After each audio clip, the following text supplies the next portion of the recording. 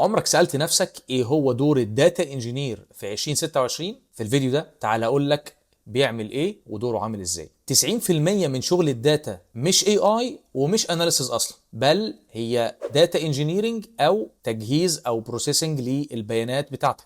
البروسيسنج للبيانات بتاعتك او تجهيز البيانات بتاعتك بيسمى في علوم البيانات اسمه داتا انجينيرنج، هندسه البيانات. لو انت عندك بيانات جايه من داتابيز او من اي بي اي او من اي سورس اوف انفورميشن، الداتا بتبقى جايه في شكل رو داتا او رو ماتيريال، مليانه ميسنج فاليوز، مليانه دوبليكيتس، فيها مشاكل كتيره جدا. دور الداتا انجينير انه يبدا يصلح ويسيستم ويهندل مشاكل الداتا ديت ويوحدها ويخلي الداتا تبقى جاهزه للاناليسز او لتطبيقات الماشين ليرنينج والاي اي. الداتا انجينير بيبدا يعمل او يقدر يعمل الخطوات او دوره كداتا انجينير من خلال خطوات محدده. اول خطوه وهي خطوه تجميع البيانات. بيبدأ يجمع البيانات من كذا سورس مختلف، سواء كانت من داتابيز او سواء كانت جايه من اي بي اي او سواء كانت جايه من سي اس في فايل او جايه من جيسون فايلز او ايا كان نوع او الشكل بتاع البيانات. بيبدأ الداتا انجينير يجمعها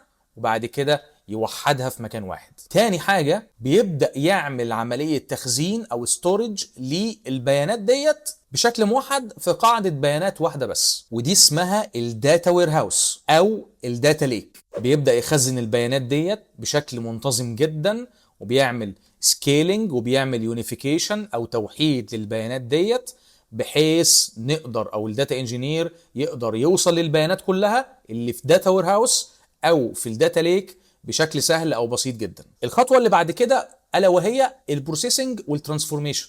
وهنا في الخطوه ديت بيبدا الداتا انجينير ينظف البيانات، يوحد البيانات، ويبدا يستخدم لغات مختلفه برمجه زي السيكوال، البايثون، او ادوات زي البانداز والسبارك وهكذا.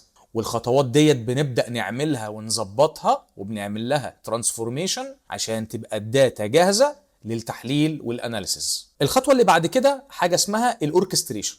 الاوركستريشن وهي فكرتها ان انا بعمل عمليه جدوله او تنظيم للاكواد اللي انا بشغلها ديت، بس بدل ما اشغلها بشكل مانوال لا انا بشغلها بشكل اوتوماتيك.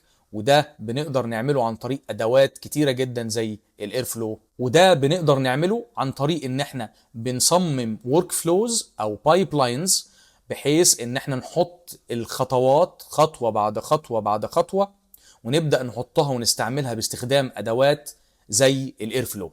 وبكده بنضمن ان كل كود وكل سكريبت انت كنت مكوده بايدك هيشتغل بشكل اوتوماتيك من غير ما اي انسان يتدخل في الكود او يشغله بايده. الخطوه اللي بعد كده الا وهي الداتا كواليتي، وده مهم جدا ان انا ببدا اعمل عمليه كواليتي تشيكس على البيانات اللي بتجيلي، عشان لو في اي نويز او اي بيانات انا مش متوقعها تكون موجوده كلوجيكال، المفروض ان انا ابدا انظفها واظبطها وابدا ان انا اطلع البيانات المتوقع ان اليوزر بيبدا يستعملها في الاناليسيس بتاعته. اخر خطوه وهي السيرفنج لاير، وفي اللاير ديت هو ان انا ببدا ادي البيانات في شكل جداول او تيبلز، نبدا نديها للداتا اناليست او نبدا نديها للماشين ليرنينج انجينير او الاي اي انجينير عشان يبدا يستعمل البيانات ديت، سواء كان هيحلل او هيطبق اي اي ابلكيشنز او ابلكيشن لذكاء اصطناعي عن طريق البيانات اللي موجوده. ببساطه شديده الداتا انجينير هو اللي بيحول البيانات اللي متخانقه مع بعض واللي بتبقى ضخمه جدا الى بيانات يقدر الداتا ساينتست او الداتا اناليست يبني قرارات بناء عليها ويبدا يثق فيها وياخدها كمرجع او يطبقها في الابلكيشنز بتاعته. لو عايز تدخل المجال وتبدا تفهم القصه بتاعه الداتا انجينير ودوره سواء كان في الاي اي او في مجال الداتا ساينتست، اكتب لي في الكومنتات تحت داتا انجينير رود ماب، وانا هبدا ان انا اعمل سلسله مخصوصه عشان خاطرك او عشان خاطرك في اليوتيوب. لو عجبك الفيديو تابعني واشوفكم الفيديو اللي جاي. السلام عليكم.